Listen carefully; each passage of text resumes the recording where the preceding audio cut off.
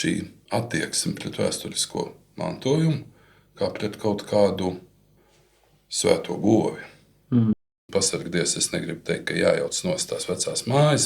Visos tajos projektēšanas procesos, kuros esmu iesaistīts, tā ticība, ka tur kaut kas ir vairāk nekā sākumā šķiet no pasūtījuma viedokļa, ir izdevusies. Mans tulkojums ir, ka tajā karostā vienu laiku tā bija tāda miskasta. Tā kā nav ko likt uz turieni. Arhitektu profesijas šarms ir, ka es esmu dievs. Vai vismaz tuvākais iespējamais dievam. Es pat domāju, ir trakāk. Tu ej un tevī klausās. Tā jau nedrīkst teikt. Un tā vasaras skola ir vismaz viena no tām formām, kas ļauj šo spēli varbūt izspēlēt.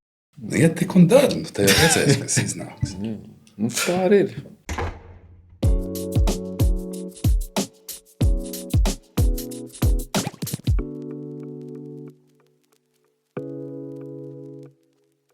Esiet sveicināti, klausītāji! Jūs klausāties Rokturi. Ar jums kopā ir podkāstu vadītājs Artūrs. Šodien esam ciemos Liepājā, Liepājas mākslas, mūzikas un dizaina vidusskolas ierakstu studijas telpās. Un šodien mēs runāsim par to, kā pēdējās 10 gadēs ostu teritorijas un industriālais mantojums ir piedzīvojis būtiskas pārmaiņas, bieži vien attīstoties par vienām no tādām populārākajām, pieprasītākajām un faktiski vērtīgākajām teritorijām pilsētā. Sevišķi mēs redzam, kāds notiek Dānijā un citur Eiropā. Arī Latvijā jāsaka, ka ir projekti un ir tā teikt apvāršņi redzam, kur arī tas varētu notikt, piemēram, Spīķeri Rīgā, vai arī mēs redzam arī Liepājā, kur promenāde tiek attīstīta, arī šī viesnīca promenādes krastā un citi projekti. Un jāsaka, tas noteikti prasa ciešu sadarbību gan starp iedzīvotājiem, kopienām, arhitektiem, pilsētu plānotājiem, kas būs arī viena no šī podkāsta pamat tēmām, šī sadarbība.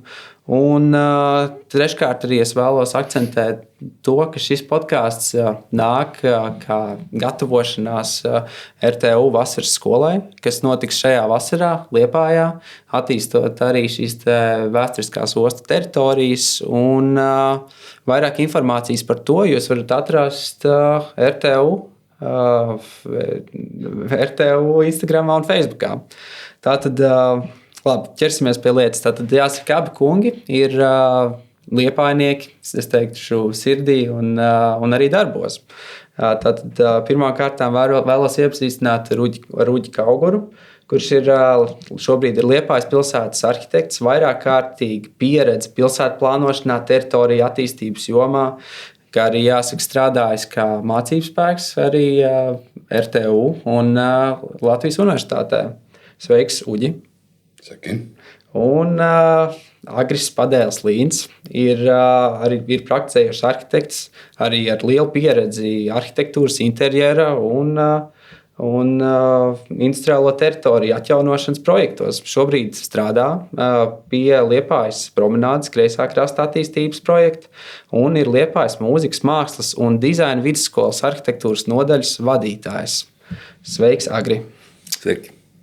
Jāsaka, tas arī īstenībā ir viens no tādiem varbūt jautājumiem, ko es arī plānoju jums uzdot, bet tieši par to, ka, protams, pilsētā ir kaut kādi ierobežoti līdzekļi. Un, man šķiet, ka Liepāja no vienas puses, un es domāju, ka daudzām arī citām vietām, no vienas puses ir tomēr tāds tik liela bagātība ar to vēsturisko mantojumu. Un, ja mēs kaut vai tajā pašā centrā pietiek mājas un kvartālu un rūpnīcas, ko restaurēt, nemaz nerunājot par karostu vai promenādi vai ostas kvartālu. Un tad ir tas, protams, jautājums, vai kā tos resursus vispār ir iespējams, kā to ir reāli iespējams un vai ir iespējams tās visas teritorijas attīstīt, un vai galu galā tomēr nenāks atteikties no kaut kā par labu tam, lai tur tomēr būtu kaut kas, teiksim tā.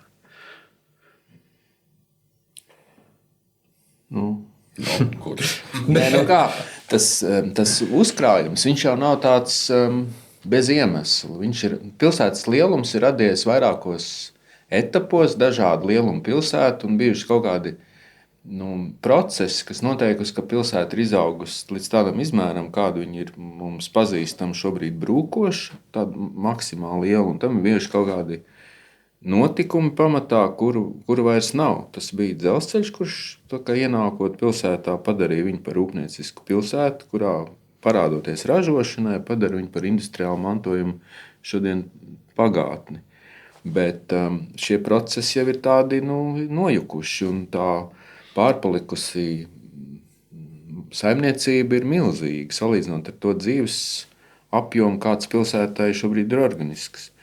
Tāpēc tāda īsta vēstures saglabāšana viņa bez šī pilsētas dzīves pamatojuma īsti jau nesanāk. Bet skaidrs, ka ir ārkārtīgi daudz žēluma vai no tās brūkošās sajūtas. Tā kā, skaidrs, ka tu nevari visu saglābt, bet arī nepazaudēt arī ticību. Un ir viens no tādiem notikumiem, ir, kā pilsēta attīstīsies turpmāk, vai viņas rūpnieciskais potenciāls var paņemt šo industriālo mantojumu, vai ir kaut kādi citi procesi, vai kaut kādi turisma procesi, vai vēl. Vai viņi var pacelt dzīves līmeni tādā intensitātē, ka viņiem noder šī pilsētvides vai arhitektūras pagātne. Ja mēs runājam par pagātni, vai viņi ir iesaistām nākotnē citā formā. Tā es teiktu to atkāpi. Es teiktu, ka tur tādā jautājumā samaisījušās vairākas lietas, kas katra atsevišķi ir vesels sarunas tēma. Un man negribās būt nejaukam un vēl jau vairāk nepopulāram attiecībā pret vēstures mantojumu, bet tā ir tāda īpatnēja lieta. Un tā nav tikai pie mums, tā ir, ja ne visā pasaulē, tad visādā ziņā Eiropā. Šī attieksme pret vēsturisko mantojumu, kā pret kaut kādu tādu svēto govi. Kā nekad agrāk tā nav racionāla lieta. Ja mēs paskatāmies Romu, Venēciju, veselu lērumu interesantu pilsētu, kuras nekādi nebūtu iespējams renesanses Roma un baroka Roma un visas tās lietas, kuras mēs tur šobrīd skatāmies un uztveram pašas pa sevi pa pieminekļiem, ir ārkārtīgi nejauki izturējušās pret iepriekšējo paudžu pieminekļiem, būtībā nojaucot tur Kolizēju pusi un no tā uzbūvējot kaut ko. Un tā ir diezgan normāla lieta bijusi līdz šim agrāk, kad pilsētas ir attīstījušās vai sabiedrības ir attīstījušās atbilstoši savām tā brīža vajadzībām. Tas ir viens. Otrs ir, šobrīd mēs esam tādā laikā, kad informācija par notiekošo gāžās virsū daudz lielākā apjomā nekā jebkad agrāk, un cilvēki kopumā ir diezgan apjukuši šajā situācijā. Un tad tas glābiņš tiek viens no tiem, tā vismaz skaidro visādi gudrinieki, zinātnieki, tiek meklēts pieķeroties vakardienai, jo par rītdienu ir ļoti daudz neskaidrību. Un viņa tik ļoti mainīga, ka tas vienīgais simboliskais glābiņš ir tā vakardiena. Tas nav ne zāles, ne pamācība, kā jārīkojās un pasargdies. Es negribu teikt, ka jājauc nost tās vecās mājas, bet, kā jau Agris teica, jautājums ir, vai mēs varam viņām atrast pielietojumu. Ja varam, ļoti jauki. Un tas ir arī vienīgais, ko īsti pilsēta var darīt, jo pilsēta nevar mesties iekšā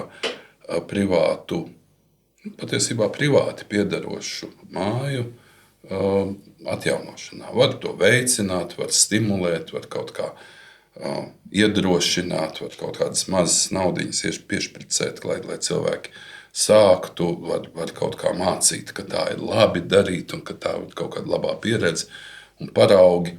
Bet pamatā var censties nodrošināt tādu kopējo dzīves līmeni vai dzīves veidu, kurā būtu interesanti tiem, kuri kam pieder šīs mājas vai kas viņas nopērk, viņiem būtu interesanti to darīt.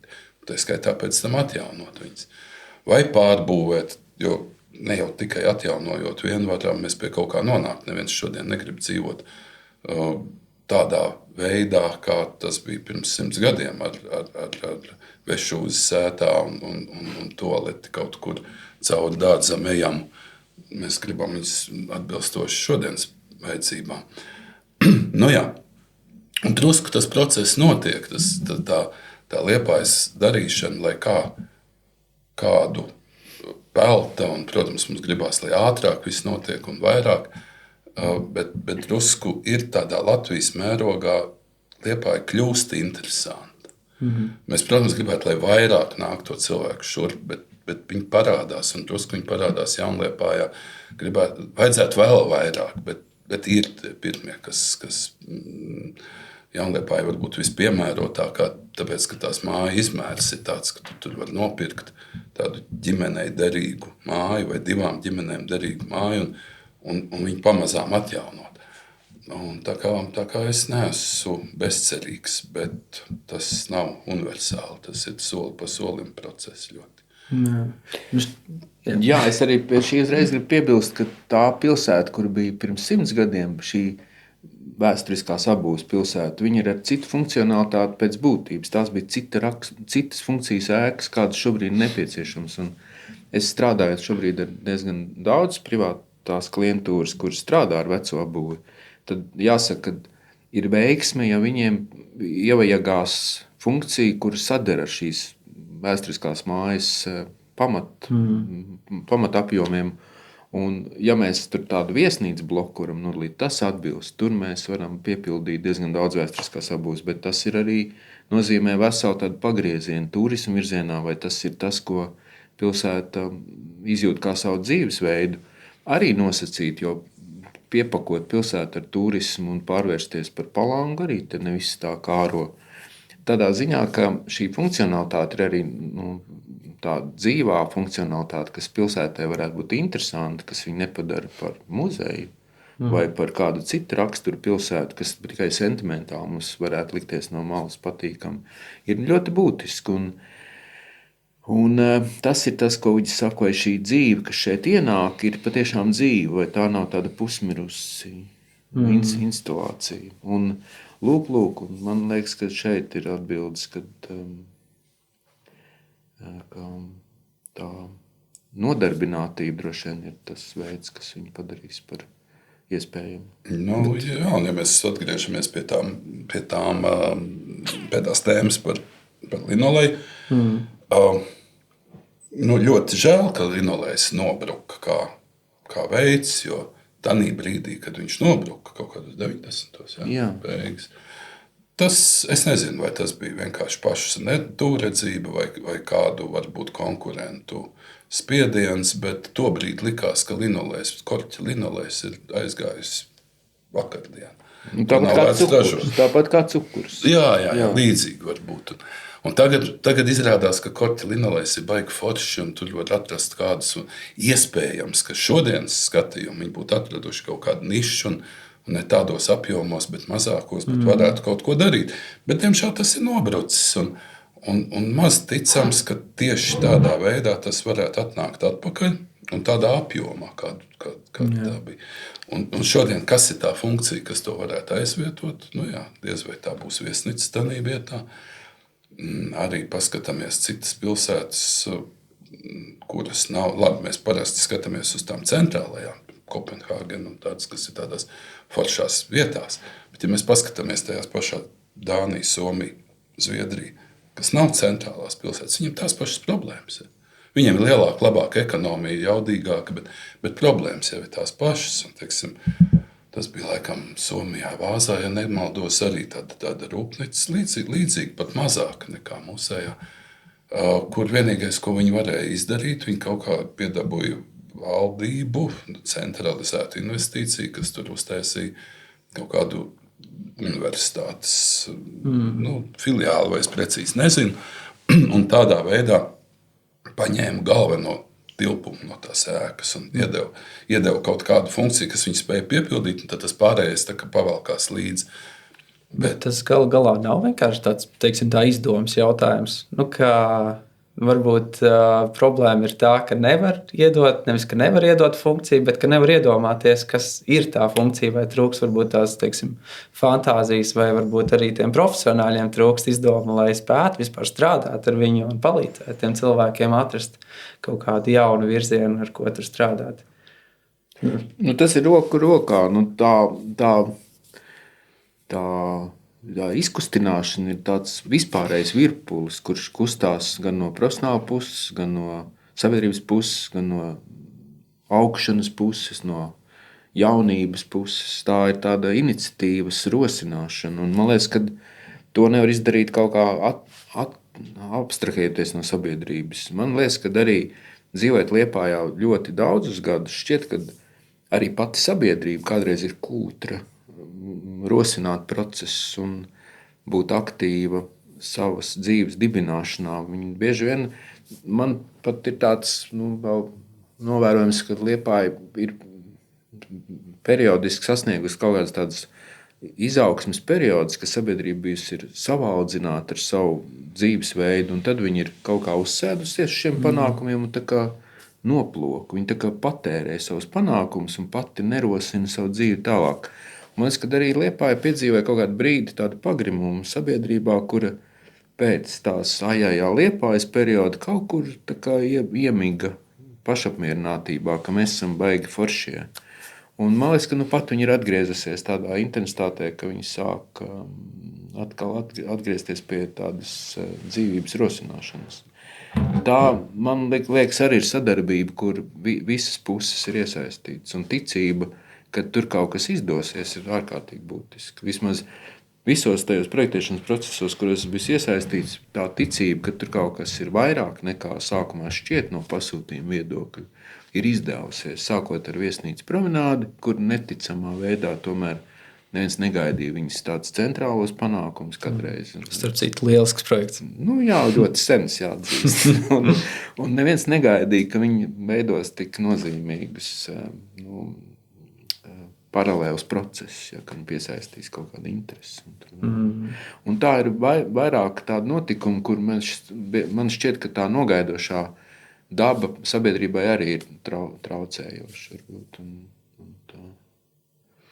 Es arī pie savu tagadējā, mēs diezgan daudz viesnīcu viņas projektējām vienam klientam. Viņš sapircies vecās mājas, un mēs tik viņas atjaunojam. Pēc tam arī no bezcerīgiem stāvokļiem. Vecas tuberkulozes slimnīcas. Viņš kaut ko bija sapircies, un mēs visi esam pārveidojuši par viesnīcām. Ļoti kvalitatīvām. Un tā arī ir tāda viņa ticība, ka jā, tas ir tur izdosies. Un ļoti daudz tam neticēja. Un es gribu teikt, ka tas rosina tādus panākumus, ja ir arī ticība sabiedrībā. Noteikti. Es uz tevi skatos kā ierēdni. Jā, tieši tā. Vai tu arī atbildēji, ka tam ir nozīme? Es arī sabiedrības iniciatīva. Neapšaubām. Es nezinu, vai... Jo mēs tikko pieskārāmies, ka vai pašvaldība var dot tādus impulsus, vai ne, bet man liekas, ka pat sabiedrība dod impulsus. Pašvaldība ir... Pašvaldība vai tad nav sabiedrība, ne kaut kādā vienā vai citā? Jā, kad viņi ir sasaistīti. Tu jau pats teici, ka tas ir tāds ar abām kājām ejams process, saistīts tādā izpratnē. Tu saki, ka tas ir ieciklēšanās kaut kādās savos panākumos. Es pat baidos, ka pat vēl sliktāk, kad tādā mirklī kaut kā iekapsulējās, un tad pēkšņi sāk likties, ka viss ir slikti, un tad kāds sadomā braukt prom, un atkal slikti. Un faktiski tie labākie brīži Liepājai ir bijuši, jo pilsēta ir bijusi, sabiedrība, es domāju, atvērtāk, jo tā dzīve ir bijusi interesantāka. Jo Liepāja jau nebija latviešu pilsēta. Liepāja, patiesībā pilsētai kā organismam ir galīgi vienalga, kas viņā dzīvo. Viņai vajadzīgi, lai tur būtu pietiekoši daudz iedzīvotāju un pietiekoši daudz procesu veidotos. Savukārt tie procesi veidojās no sabiedrības daudzveidības. Un Un tas vienmēr ir bijis. Tie bijuši vācieši, tie bijuši ebreji, tie bijuši krievi, tie bijuši holandieši, dažādos laikmetos, dažādi. Un jo vairāk kaut kas ir noticis, jo vairāk mēs iekapsulējamies sevi, jo mazāk kaut kas notiek. Un, es redzu, ka tas tomēr ir kaut kādā mērā, es negribu teikt pašvaldības nopelns, bet apzināts pašvaldības darbs kaut kādu laiku, lai reklamētu Liepāju, veidotu šo tēlu, ka Liepāja ir forša vieta, kur dzīvot. Un tas šobrīd vismaz mazlietiņi strādā. Tas nav tā, ka ir rūpnieciskā revolūcija, kur dažu desmitgažu laikā izaug 10 reizes pilsētas apjoms. Nē, līdz tādam mēs galīgi neesam. Bet drusku tas process ir pagriezies uz labo pusi. Tā. Bet tas varbūt uz interesanto pusi. Jā, tā varbūt sabiedrības iesaistes trūkums. Tas ir kaut kāds latviešu kūtrums, vai tas ir galu galā. Varbūt es tādā ļoti naivā veidā iztēlojos, ka pašvaldība tomēr ir tāds zināmā mērā tās sabiedrības tāds, iesaistes veicinātājs. Vai kur varbūt ir tas? Es nezinu, es negribētu lietot latviešu kūtrums vai nezinu, krievu vai baltkrievu vai vienalga kādu. Tam nacionalitāte absolūti nav nozīme. Tas ir kūtrums, kas izveidojās no tā, ka vai ir jau labi kā ir, vai viss ir tik slikti, ka tik un tā nav vērts, ko tad es, ja? Un tad parādās viens kaimiņš, vienalga atkal kādas nacionalitātes, un viņš kaut ko dara. Vai parādās tavs klients, un viņš kaut ko dara, un pārējie ierauga, Vancerādā toč kaut ko var izdarīt. Var jau kaut ko izdarīt, ir jau interesanti. Un tas nenotiek uzreiz, diemžēl pilsētas process vispār ir šausmīgi lēni. Un pat, ja mēs paskatāmies uz to pašu Ērezonda reģionu, kas tie viņu projekti jau ir no 80. gadiem, faktiski. Un tas ir tagad, ja mēs paskatāmies, 50 gadi gandrīz pagājuši. Ja? Un tagad tikai var ieraudzīt to, kas tur ir izveidojies abos krastos, gan Kopenhāgenā, gan Malmē. Tas tikai tagad sāk piepildīties. Un tas process ir aizņēmis pat pie viņu ekonomikas, pie viņu spējām, un viss ir aizņēmis ārkārtīgi ilgi. Nav jau tāda pamata iedomām, ka pie mums tas notiks tā hlopts un rīt no rīta gatavs. Tā tas nebūs. Bet es esmu pozitīvs tādā ziņā, ka es redzu, ka tie procesi bišķiņi virzās uz labo pusi. Man liekas, tur ir divi tādi faktori, kas būtu jāpiemina, kad pilsēta kaut kāda pēckara periodā pārformējās. Bija kaut kāda tāda organiska pilsēta līdz Otram pasaules karam, un tad kaut kā visi tur pazuda, izšāva, aizsūtīja un iebrauca daudz laucinieku un daudz strādniecības, kur ir pasīvi pēc savu raksturu. Viņi nelietoja pilsētu. Viņiem tā bija dzīva mājiņa, dzīvoklītis, un viņi dzīvoja savu laucinieku dzīvesveidu pēc tā publiskā statusa. Viņiem tādas pilsētas kvalitātes, kas saucās pulcēšanās, vairs tur baigi neinteresē. Un tas arī kaut kāda pasivitāte ir atstājusi, ka tas raksturs, kāds ir iedzīvotājiem, viņš ir diezgan vakara dzīve. Ir klusums, nekā nav. Tur tāda vai grūti izkustināma sabiedrība. Bet viņi man šķiet ir mainījusi šo apstākli. Tas apstākļs mainās aizvien vairāk tas attālums, kas bija Liepāja, Rīga, kas ir līdz centram.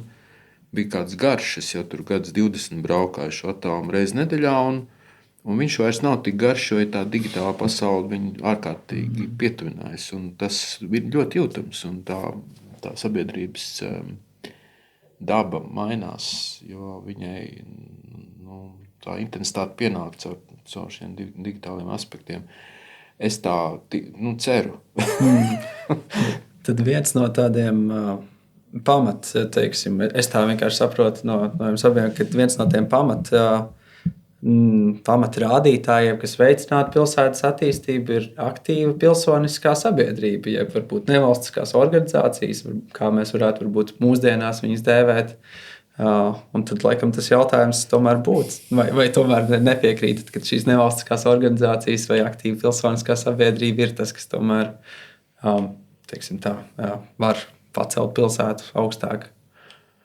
Es nezinu, vai tās ir no pilsoniskās kaut kādas apvienības, bet tās noteikti ir sabiedrības intensificēšanas kaut kādi notikumi.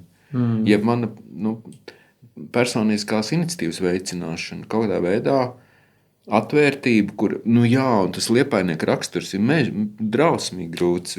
Es pieaugu un aizbraucu dzīvot citur, un es sapratu, cik es esmu sagūstīts un sasaistīts. Šeit ir kurzemnieki, tie ir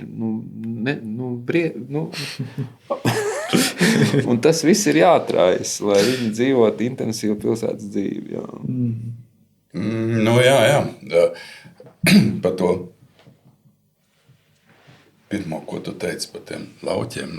Man liekas, ka mēs esam runājuši. Es neteicu, es vienkārši tur dzīves strādāt. Bet es varu vienkārši ilustrāciju iedot. Jā. Es esmu tev stāstījis, jā, un gan jau citur arī. Paskatieties uz ielas. Ir tipiska māja. 3 lodziņi vienā pusē, 3 lodziņi otrā pusē, 2 stāv vai 3 stāv, un durtiņas ir pa vidu. Un durtiņas ir smukas, Liepājnieki ir taisījuši, vecās durvis ir ļoti skaistas, mums ir vesela kolekcija bildēm, kādas ir skaistas durvis ar kādiem triķeriem, ar kādām eņģēm, ar visām lietām.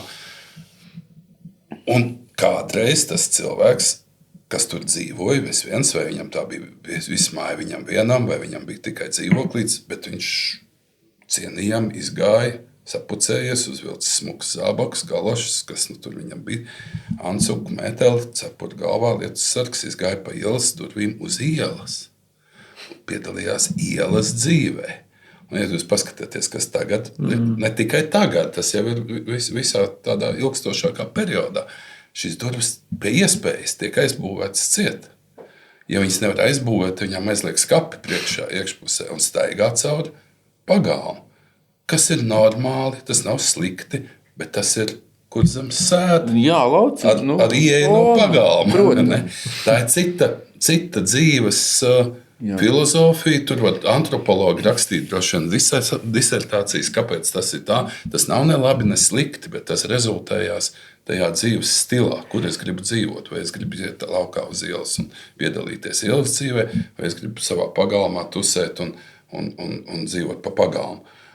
Tas nav arī tik vienkārši, kā es to izstāstu, bet tā ir vienkārši tāda viena ilustrācija, ko var paskatīties, kam manuprāt, ir tāds skaidrojums.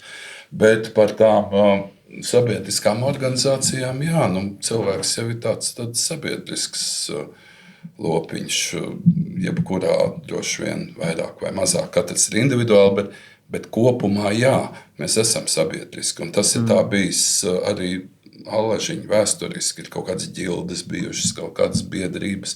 Šobrīd tieši ir drīzāk krīze, ka to biedrību īsti nav, un mēs esam attēdušies. Viņas var būt no kaut kādā vēsturiskā periodā, kad viņas bija uzspiestas un formālas, un līdz ar to tā pašiniciatīvas veidošanās varbūt ir tāda ļoti tāda nevarīga vēl pagaidām, respektīvi tā pilsoniskā aktivitāte, ko mēs sastopamies, ir, neteiksim 5, bet, labi, apmēram 10, 15, varbūt 20 maksimums cilvēki pa visu pilsētu.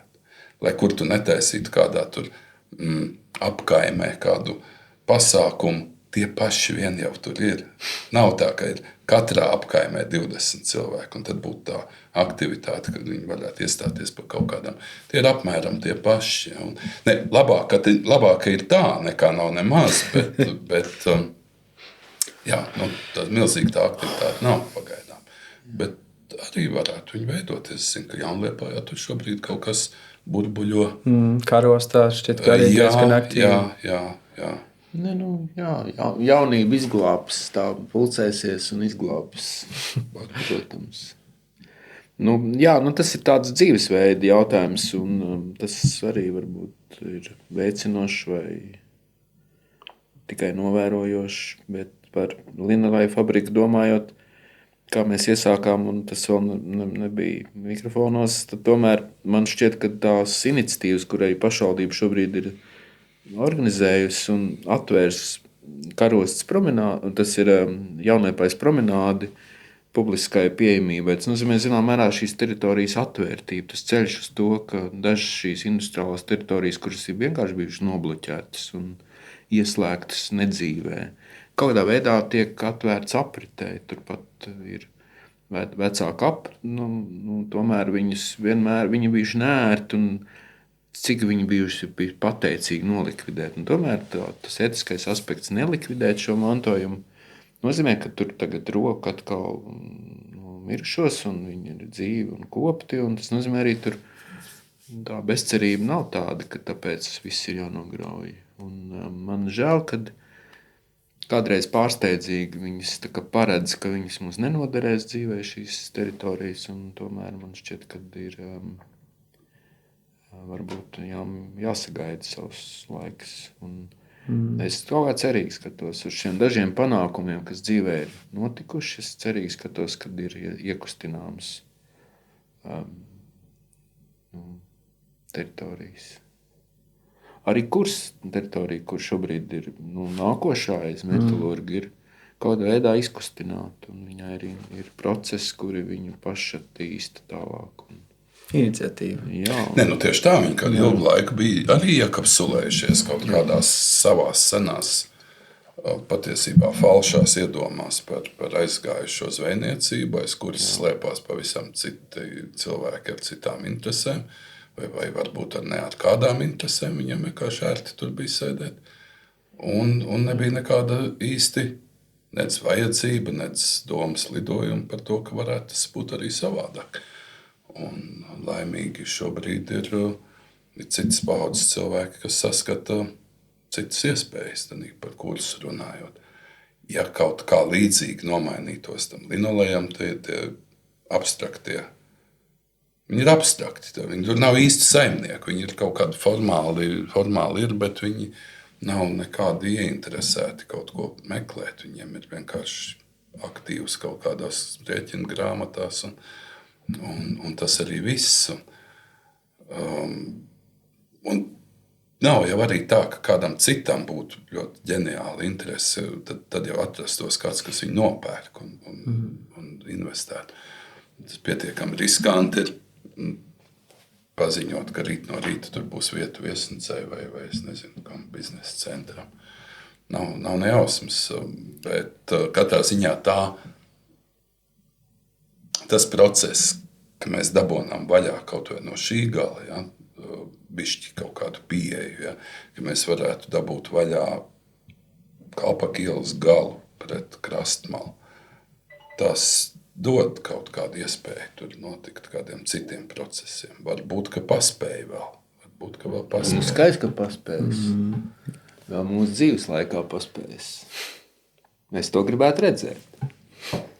Bet arī tur vēl tāds prāmi kustība kaut kur netālu ir. Un tur vēl visādi tādi punkti, kas tiek kairināti. Un tas viss kaut kad slēdzās kopā. Un liekas, ka tur kaut kam ir iespēja notikt tajā visā Jaunliepājas piekrastes zonā.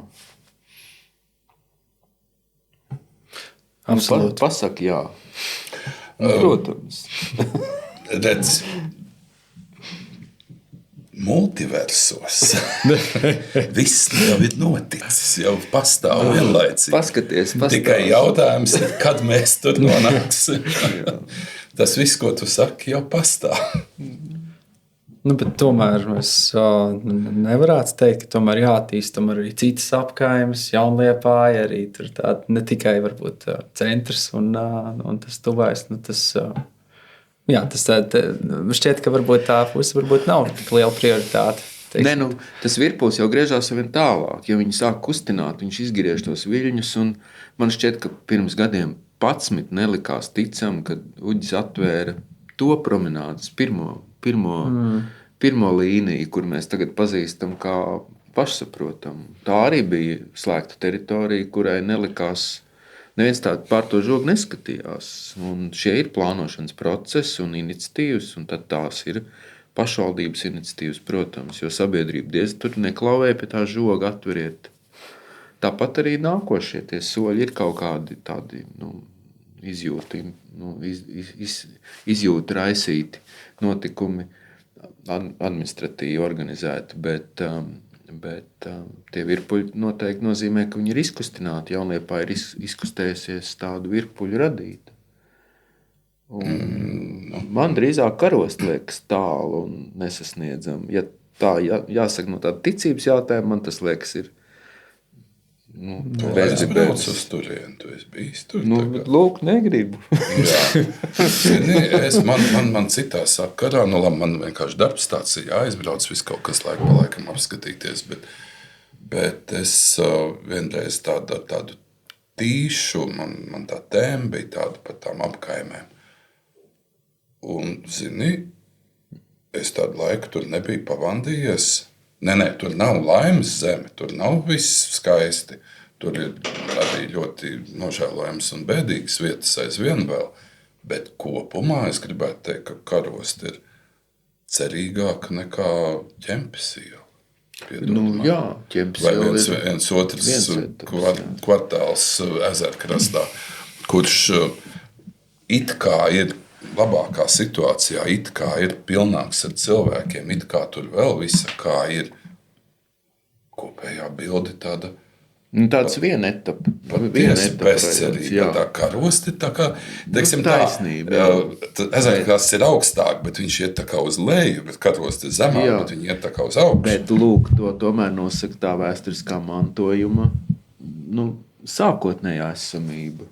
Tur tomēr ir kaut kāds iedibinājums. Jā, droši vien kaut kāds. Mēs ap to tagad grozamies, ka tur ir kaut kādas visu laiku tie, tādā Ķempes ielas rajonā nav nekāda sākuma. Tāda vēsturiski. Un tad viņš arī beidzās vienā ciklā. Viņš ir un viss viņam nav nekāda apakšslāņa. Man laikam, kā negluži kā Liepājniekam ir tāda sajūta, ka tomēr arī karostā ir tāda diezgan spēcīga tā vietējo cilvēku iniciatīva, kas tomēr diezgan aktīvi tomēr uzstājas. Jā, nenoliedzami. Tas varbūt arī kaut kāds iemesls, kāpēc varbūt arī tā atkājumi ir attīstīsies tur, kur viņi ir. Šitās ir tēmas, kur tur drīzāk kaut kādiem antropologiem ir ko ņemties, nevis plānotājiem. Bet mans tulkojums, es nezinu, vai tas ir derīgs, vai tas ir patiess un īsts, bet mans tulkojums ir, ka tai karostā vienu laiku tā bija tāda miskaste. Vai varbūt kaut kāds tāds pirms miskastes pavisam. Ja, tad tur stūma viss tāds, tā kā nav ko likt uz turieni. Ja, gan cilvēkus, kas tur nevarēja kaut ko maksāt. Viņi faktiski bija pašā apakšā. Zin kā, kad tu atsities kaut kur, tu saproti, ka tālāk vairs nav kur, tad tu atspiries un ne uz augšu. Viņi dabūja baigi tādu kaut kādu tādu kopības sajūtu. Kaut kādā mērā tur ņēmās arī Kalle savu laiku, un vēl tur visādi interesanti projekti, kas iešpricēja kaut kādu jaunu, varbūt, skatījumu.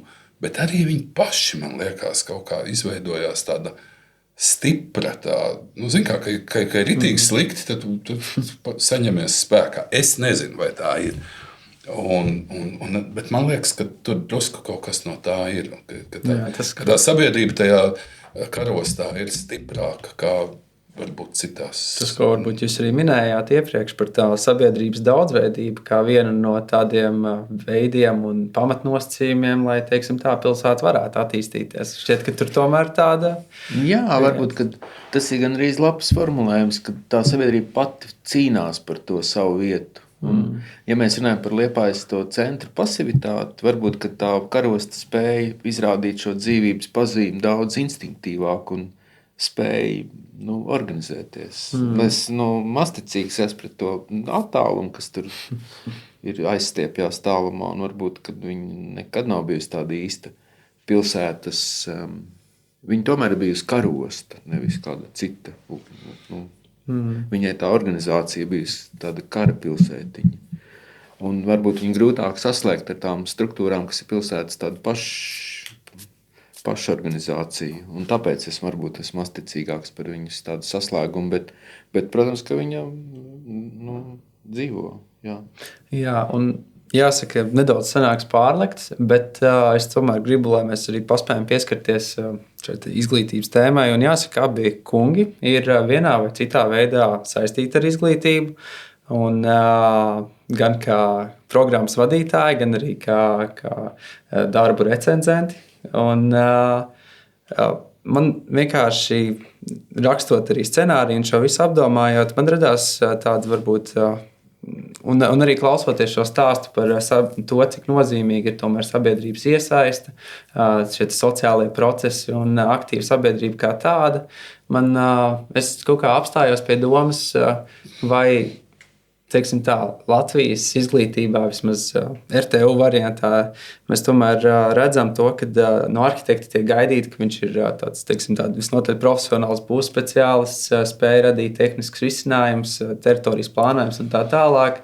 Bet galu galā vai arhitekta uzdevums varbūt tādā nedaudz filozofiskā veidā nav tomēr varbūt arī aktivizēt šo sabiedrību, veicināt pārmaiņas kaut kādās domāšanas procesos, raisīt uzmanību varbūt uz kaut kādu vienu vai otru teritoriju. Varbūt šeit arī zināmā mērā parādās tas, ko mēs vasaras skolas kontekstā arī cenšamies sasniegt un izdarīt. Ir varbūt šīs sociālais aspekts, es tā gribētu teikt, no tās visas pilsētu plānošanas. Jā, vai jūs prāt, tas vispār Latvijas arhitektiem piemīt vai vajadzētu piemīst, vai varbūt tas tomēr ir jāatstāj, teiksim tā, antropologu vai citu nozares pārstāvju pārziņā? Kam tieši? Kas ir tas? Tas spēja veicināt kaut kādus sociālus procesus, spēja kaut kādā veidā iekustināt sabiedrību, veicināt iniciatīvas un tāds produkts. Man šķiet, ka vispār cilvēks piedzimst ar to iespēju būt iniciatīvam, un vai viņš savu iniciatīvu izpauž vienā vai otrā vai trešā virzienā, ir kaut kāds tāds liktenis vai interese, ziņkāri vai vēl kaut kāds process, kurš pats viņu ievirza profesijā. Un tā pašrealizācija nozīmē arī pašrealizāciju gan profesionāli, gan cilvēciski, gan sociāli, gan sabiedriski. Es ticu, ka katrs tiecās izpausties un arī ap sevi kaut kā raisīt procesus, un visticamāk arī arhitektu daļa ir spējīga un ieinteresēta piedalīties tādu procesu dibināšanā, kas uzlabo sabiedrības kvalitāti, pilsētas kaut kādu vai valsts konkurence citu valstu vidē. Tas ir tik pašsaprotami, un arī būs daļa arhitektu, kuri jau sākotnēji vēlēsies būt tehniski varoši, darīt kaut kādu amatniecisku darbu, un tādu viņi arī darīs. Noteikti tas ir tik dažādi. Bet tā tad, nodefinēt, ka arhitekta kā profesijas uzdevums. Protams, ka viņš ir, bet arī mediķa uzdevums ir rūpēties par sabiedrības veselību, bet viņš jau tā konkrēti piedalās caur savu vienu profesionālo aspektu, vai tā ir kāda plašāka iniciatīva, vai savos projektos viņš to realizē, tur viņš kaut kā specializējas. Acīm redzot, jau tās dzīve ir gara un tur parādās visādas iespējas. Es tā teiktu. Jā. Kad tas ir,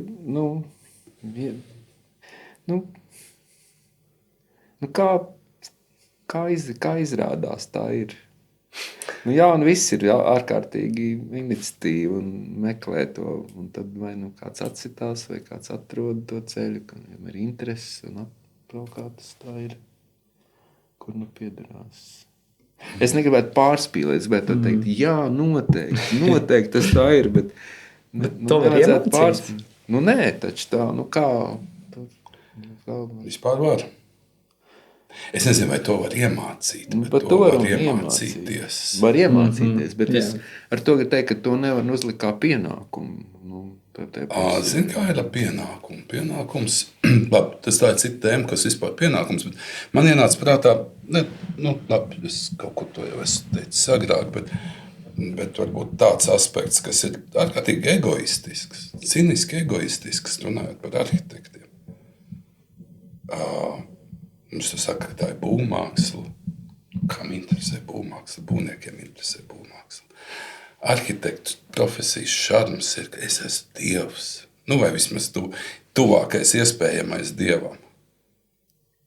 Es tagad pārspīlēju tīšām. Protams, ka tu pārspīlēji. Bet, beidz. Ne jau man interesē mājiņu uzbūvēt. Man interesē uzbūvēt mājiņu, kurā cilvēki kaut kā dzīvos. Viņi ies tā, kā es esmu izplānojis. Un viņi ies tur, kur es esmu. Viņi piedzīvos to sajūtu, ko es esmu izplānojis. Es pat domāju, ir trakāk, ka tu ej un tevī klausās. Tas arī, jā. Tad, kad tev ir dotas tiesības, un tu runā, un tu esi vadītājs tajā notikumā. Varbūt arī, bet arī pēc tam, kad tu vairs tieši neko nevadi, tad viņi tur kaut kā iet un piedzīvo to. Daži varbūt tā, jā. Un tur ir tas šarms un tas kaifs no tās profesijas. Bet ja tev ir neviens tā jau nedrīkst teikt, ja tas tā baigi egoistiski. Jā, bet to jau neiemāc. Tu pats tā kā izveido sev to laukumu, ka tu tā drīkst. Tu liekas, ka viņam vajadzētu mācīt. Jā, bet tad, mācīt var, bet jo tā ir arī atbildības lieta. Jā, bet tu nevari piespiest. Tieši es mācot, saprotu, ka es nedrīkstu visus pagriezt pa šo ceļu. Ir, neteiksim maztalantīgi, bet cilvēkus nevajag, viņiem nevajag uzlikt pa daudz. Es baidos, ka mēs nonāksim baigi ciniski drīz un ātrāk nekā mums to patiks piedzīvot. Vismaz jūs, ne mēs, varbūt, ka mēs paspēsim vēl kaut kā. Bet, mākslīgais intelekts cīniski situācijā. Tad cīnīsimies. jo visu to tehnisko pusi, paskatieties, tas ir gada laikā, kas ir noticis. Jā. Tas ir tikai gads, un es saprotu, ka es esmu neglābjami atpalicis. Jā, bet tu jau nevar mākslīgi uzlikt, nevar ieķūnēt ambīcijas. Jā, bet tas tev tūlītās vienkārši izmetīs ārā parasto rasētāju. Nebūs vairs tāda profesija, to tu varēsi nodiktēt ChatGPT vai kaut kam, un viņi tev to sazīmēs. Bet tas, ko tas ChatGPT nevarēs, viņam vajadzēs tik un tā nodiktēt vēl kādu laiku. Es nezinu, kas tur tālāk notiks. Bet nākošie, viņiem būs tāpat ambīcija būt vadošie. Jā, bet tā ir tā lieta, tā iztēle, nevis tā mājiņas ķieģelīšu zīmēšana. Protams, jā, bet tu nevari to iemācīt. Tas tā kā ir tev asinīs. Jā, es to gribu teikt. Nevar iemācīt. Tas augs ir ar to potenciālu. Viņš tā kā ir iespējams. Jā. Man liekas, ka es negribu nepārzinu, ko tu māci un ko Politehniskajā, vai respektīvi tehniskajā augstskolā universitātē māca. Vēl nicīgāk pasaka. Pēc politehniskais es uzskatu, ka ir ļoti... Labi, tas tā ir cita tēma, bet tas ir daudz lielāku vēsturi nekā tehniskā universitāte. Bet mēs sākām runāt par vēstures mantojumu. Bet, nē, es nezinu, varbūt, ka tagad kāds to māca, ja, bet tieši tā ambīcija un tā ambiciozitāte nav slikta. Viņa tiek pataisīta par tādu, ka man par to jākaunās. Jā. Ja? Bet man jābūt tam tehniskajam. Tu tehnisko nevajadzēs tūlīt. Tās vajadzēs to, kuram pietiek drosmes izdomāt kaut kādas lietas. Labi, mēs tas strīdējāmies, būs vai nebūs tur tā linoleja var vai nevar izdomāt. Bet aiziet, labi ir, ja jums ir drosme un idejas, ko izdomāt. Es nesaku, ka nevajag. Noteikti. Metaties iekšā un sakiet, ko tur var izdarīt. Vēlams ar bišķi kaut kā kājām pie zemes, nevis pilnīgi pa gaisu lidot. Tādā nozīmē, ka kādam tas ir pa kaut kādu naudu, tas ir jāizstājas un jāmēģina atsist to naudu atpakaļ, loģiski atpelnīt. Bet visādi citādi, to ambīciju vajag. Bez tās ambīcijas... Jā, bet es teiktu, ka tā ir iekšēji. Tomēr tā ambīcija ir cilvēkā jau sākotnēji. Viņi var, protams, bet viņi var arī mācīt un stimulēt. Man vairāk liekas bīstami pārveidot, ja iesaistīt profesijā, kuros tā ambīcija nemaz nav. Kad tomēr, lai viņi paši atrod šo ceļu, stāties ierindā. Tā profesija ir arī grūta, viņa nav vienkārši. jābūt brīvi izvēlētājai. Es jāsaka, varbūt šādā līmenī nevarēšu izteikties, bet man tomēr šķiet, ka droši vien tā ambīcija jau var nākt gan teiksim, tajos milzīgajos mērogos un teiksim, tā sapņu pilīs, bet arī kaut vai to detaļu vai to kaut kādu tiešām atrisināt ģeniāli, darīt kaut vai to varbūt konstruktīvo uzdevumu vai to tehnisko daļu, varbūt arī tam ir vajadzīga zināma ambīcija, tomēr iet teiksim, tā cita ceļa, ko varbūt tev māca universitātē kaut vai visos mērogos, varbūt ne tikai teiksim, tajā vislielākajā. Tā kā varbūt tas arī ir vērtīgi. Jā, protams, jau tas tā ir. Bet visādā ziņā tā ir arī tāda daudzu tādu īpašību kopums, kas tur piedalās tādā gribā. Tā griba jau tur tomēr ir nozīmīga. Jā. Bezgalīgs temats, tas tāds sliktenis, jā. Un, labi, varbūt turpinot par jaunajiem teiksim, arhitektiem, studentiem un varbūt viņu iespējām un to, ko viņi varbūt jau ir darījuši un dara, tad teiksim, tā šīs vasaras skolas, tas nav kaut kas varbūt tāds, teiksim, tā kaut kas īpaši jauns. Arī Liepājā ir bijuši vairāk vingrinājumi, cik man zināms, gan metalurga teritorijā, gan arī citās, kur tomēr šie jaunie studenti ir izmēģinājuši savu roku. Un, jā, es gribēju varbūt dzirdēt, teiksim, tā, kādas ir tagad varbūt atskatoties uz tām iniciatīvām, tagad varbūt pēc kaut kāda, teiksim, tāda gada nogriežņiem, vai ir kaut kādas, es nezinu, jūtams, ka tas ir pavirzījies to lietu vai vietu uz kaut kādu vienu vai otru pusi, un tam ir kaut kāds rezultāts. Teiksim, tā tieši vasaras skolu šīm studentu iniciatīvām, idejām vai attīstības vīzijām? Es nevaru pateikt tādā nozīmē, kā nosaukt, tad šitā viena ideja ir paņemta un reku viņa te ir realizēta. Tā nav, un es arī nedomāju, ka tas vispār ir iespējams un ka tas būtu vasaras skolas mērķis. Droši vien, ka nē.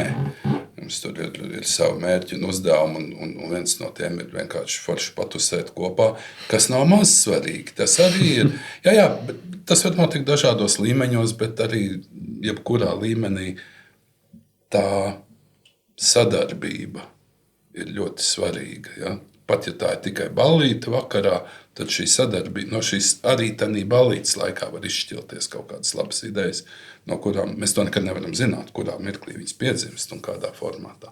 Bet atgriežoties pie tā, kāds ir bijis labums, tieša labuma nav, bet neviens arī negaida tiešu tādu produktu, kur mēs rītā īstenosim. Savukārt, kā jebkura ilustrācija, jebkura kutināšana kaut kāda, ja, viņi parāda kaut kādas jaunas iespējas, un pat ja tanī mirklī, es nezinu, kurš no tiem politiķiem, sabiedrības, vēl kaut kādiem cilvēkiem, kas ir gājuši skatīties tos darbus, tur, vai viņi ir bijuši izstādīti vai nē, kā kurā reizē, ko viņi tur ir no tā redzējuši, ko viņi tur ir pamanījuši priekš sevis un kā viņi ir uzskatījuši, vai tās visas muļķības un tur jaunieši kaut ko, tas kaut kur uzkrājās, un tas maina veidu, kā tie paši politiķi, sabiedrība raugās uz lietām dažus gadus vēlāk, uz tām pašām lietām. Viņi varbūt ierauga, varbūt viņi gatavāki pieņemt kaut kādus citus risinājumus. Ja. Es domāju, ja mēs par metalurgu pirms 20 gadiem man bija tur tāds viens plānojums jātais, es viņam mēģināju teikt, ka viņam nevajag tur tās teritorijas. Viņi man skatījās kā uz pilnīgi trako, kad svētumu tagad aiztikšu viņu. Nomierā, un tagad tas notiek daudz dabiskāk. Jā, absolūti. Labi, mums Okay. Es domāju, ka varbūt tu neko nepateici. Es vasaras skolās neesmu piedalījies. Es vairāk to domāju paralēli tādu ar izglītības procesu, kurā ir regulāri uzdevumi, kuriem tomēr viņiem ir tāda reāla projektēšana, reāli objekti, kur notiek pārprojektēšana. Mēs, mākslas skolas uzdevumi ir tomēr balstīti pilsētvidē. Tieši paralēli domāju par to, ka tāds tieši labums jau nekad nav pilsētā, ka tur tie jaunieši kaut ko ir pārbūvējuši, pārprojektējuši. Bet tas viņu pašu uzkrājums, kas veidojās caur šo reālo objektu apzināšanu, un kā viņu savstarpējā saziņā veidojas tās vairāki, viņi kā 10 projektē vienu un to pašu, viņi redz šīs situācijas daudzveidību, un tā nākotne aug šādā veidā. Tā nākotne, kura kādreiz pārveidos vidi, ir augoša šobrīd, un tajā veidojas iemaņas un komunikācija, kura viņos pašos atšķir ļoti straujas procesi. Gadu laikā viņi pārizaug vairākās kārtās, ko varbūt dzīvē viņi neizaugs patstāvīgi nošķirti tik ātri nekad vairs. Un šajā studiju periodā, skolas un studiju periodā notiek tik ļoti ātra un kvalitatīva pašizaugsme, kas ir, ja viņi ir balstīti šajās atbrīvotajos apstākļos un reāli vidē, tas ir ļoti izteiksmīgs periods dzīvē. Tad varbūt tuvojoties noslēgumam, varbūt mans iespējams pēdējais jautājums būtu novēlējums tiem klausītājiem, tiem klausītājiem un varbūt jauniem arhitektiem, kas varbūt apsver domu piedalīties šajā vasaras skolā vai citās vasaras skolās, kas būtu tas, ko jūs varbūt gribētu novēlēt un dot kādu ceļamaizi, teiksim tā. Dod ceļamaizi. Jā. Cibiņā biespieniņu. Iet tik un dar, te jau redzēs, kas iznāks. Tā arī ir. Noteikti, tā ir iespēja. Pat iespēja tā ir. Tas ir tas...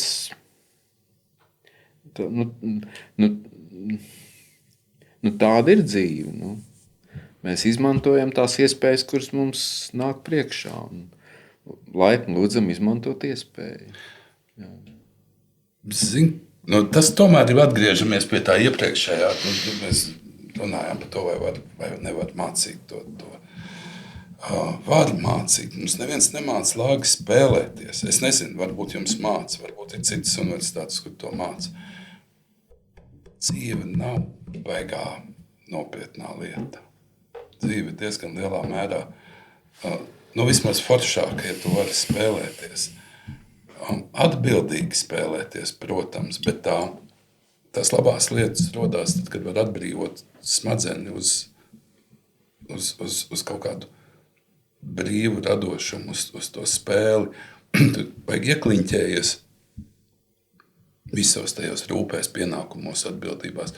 Ej tikai tādā koridorā. Pa to koridoru mākslīgais intelekts aizies mums garām, tā kā rūts, tur vispār nav ko tur pievērsties. Tas, ko viņš nevar izdarīt, ir tieši tā spēle pagaidām nevar. Varbūt kādreiz varēs. Un tā vasaras skola ir vismaz viena no tām formām, kas ļauj šo spēli varbūt izspēlēt. Justies brīvi kaut kādā vietā, kur tu neesi baigi atbildīgais ar semestra termiņiem, ar kaut kādiem tur kursa darba nodošanas lietām. Tur tāpat mums droši vien kaut kāda mērķi jāsasniedz un kaut kāds produkts jāuzražo, bet vienalga tur ir vairāk šī spēles elementi, kas, manuprāt, ir ārkārtīgi svarīgi un ko mums māca nepietiekami. Tas nav pārmetums varbūt tieši mācību procesam, bet vispār dzīvē mums tam pievēršam pārāk maz uzmanības. Man patīk šis noslēgums par to patstāvīgo spēli, ko atceroties bērnības tādas vientuļās rotaļas, tās arī ir profesijas pamatā. Tā iztēle, kur tu veido savā pasaulē, tā būs nozīmīga profesija. Un nevis ar vecākiem sarunāt iztēli, bet tā, kas ir tā patstāvīga. Un arī šī mācību procesa daļa ir treniņš tam, kas vēlāk būs nozīmīgs, tāds patstāvīgs iztēles stāvokļi. Un šādu vasaras skolu noteikti atbrīvotie apstākļi dod šādu iespēju būt tādā iztēles sākumā. Tas ir tas varbūt tas svarīgais. Jo vēlāk tas būs nozīmīgi profesijā. Tā būs tie patstāvīgie lēmumi, vientuļie lēmumi, kur būs jāpieņem ticībā par to, ka tev ir taisnība. Labi, paldies abi kungi par laiku. Jūs klausījāties podcastu Rokturis. Un ar jums kopā bija Uģis Kaugurs un Agris Padēls Līns. Šo podcastu vajag pārsaukt par triķeri. Triķeri? Nē, šodien. Nē. Bet... Tev tieši vajadzēja aizstāvēt. Nē, man arī nav izlūks. Tas ir Liepājieši. Jā. Bet labs, tas varētu būt nosaukums. Jūs klausījāties podcastu Rokturis. Vairāk par jaunajām epizodēm meklējiet podkāsta Instagramā podcasts.rokturis. Podkāstu veido Alise Grebeņuka, Elizabete Dreimane, Artūrs Dāvids Bieziņš, Marija Ozola, Dominiks Cipkins un Toms Martins Šaķis.